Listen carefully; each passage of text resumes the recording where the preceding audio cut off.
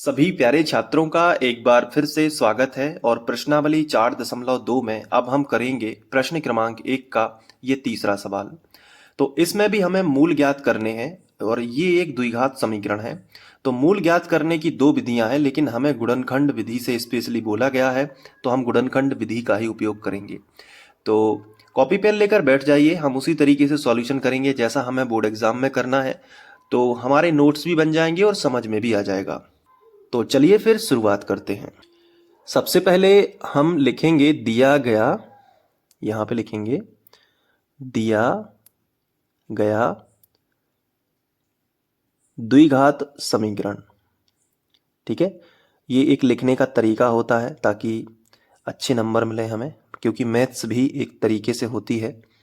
तो दिया गया द्विघात समीकरण, और जो समीकरण हमें दिया रहता है वो हम लिख लेंगे, यानी कि करनी 2x वर्ग, यानी √2 को करनी 2 भी बोलते हैं हिंदी में, और प्लस 7x प्लस 5√2 बराबर 0।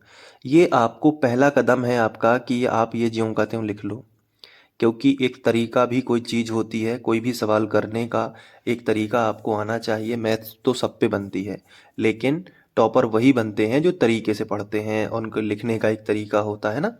देखो, अब गुणनखंड विधि में क्या करना होता है। गुणनखंड विधि का पहला स्टेप होता है कि जो आखिरी वाली संख्या होती है उसका गुणा x वर्ग के गुणांक में करते हैं, जिससे हमें पता चल जाता है कि वो संख्या कौन सी है। देखो, 5 करनी 2 है ना आखिरी में, तो 5 करनी 2 का गुणा होगा करनी 2 में।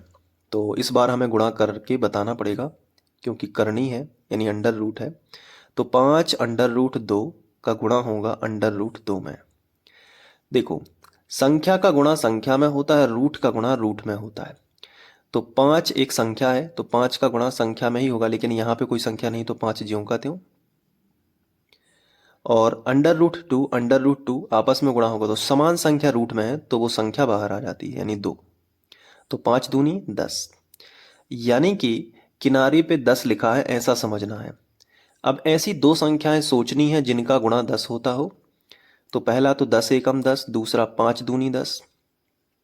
ठीक है, लेकिन कौन सा सही माना जाएगा, बीच वाली संख्या डिसाइड करेगी। बीच में लिखा है 7, यानी इन दोनों में से जिसको जोड़ने घटाने से 7 आ रहा हो। तो 5 और 2 को ऑब्वियसली जोड़ोगे तो 7 आएगा, तो प्लस का 5x और प्लस का 2x ले लेंगे, बस इतना सरल है। तो पहला पद और आखिरी वाला पद तो नहीं बदलता है, तो ये रखेगा सेकंड स्टेप में √2x वर्ग हमने ज्यों का त्यों लिखा, फिर प्लस लगा है तो प्लस लगा दिया। लेकिन जो 7x है उसको तोड़ के लिखोगे 5x प्लस 2x, क्योंकि प्लस का ही पूरा है, तो कोई टेंशन वाली बात नहीं है।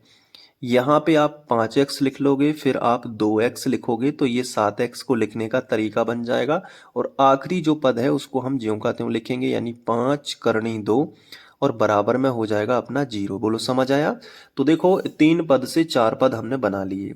बस इतना करना था कि आखिरी वाले पद का गुणा x वर्ग के गुणांक में करना है, तो 10 आ रहा है। ठीक है, तो 10 आएगा। तो ऐसा सोचना है कि ऐसी दो संख्याएं सोचनी है जिनका गुणा 10 होता है। तो एक तो 5 दूनी 10 होता है, एक 10 एकम 10 होता है। तो कौन सा सही माना जाएगा, तो वैसे हमने देखा कि 10 एकम 10 में तो कभी 7 नहीं आ सकती, तो 5 दूनी 10। ठीक है, अब देखो आगे, यहाँ पे टोटल 4 पद हैं, तो इन 2 पद से अलग कॉमन निकलेगा और इन 2 पद से अलग कॉमन निकलेगा। क्लियर है कि नहीं। तो इन दोनों से पूछते हैं कि इन दोनों के पास ऐसा क्या है जो दोनों के पास है। x यहाँ पे भी है और x यहाँ पे भी है, तो x तो आराम से कॉमन निकल आएगा। अब यहाँ पे 5 है, लेकिन यहाँ पे √2 है, तो कुछ भी कॉमन नहीं निकल रहा है x के अलावा, तो बस ठीक है। अब x कॉमन निकालेंगे तो पहले पद के पास क्या बचा, देखो ये तो कॉमन नहीं निकला, तो √2 तो बचेगा ही बचेगा। और x कॉमन निकल गया तो एक x बच गया, प्लस है तो प्लस।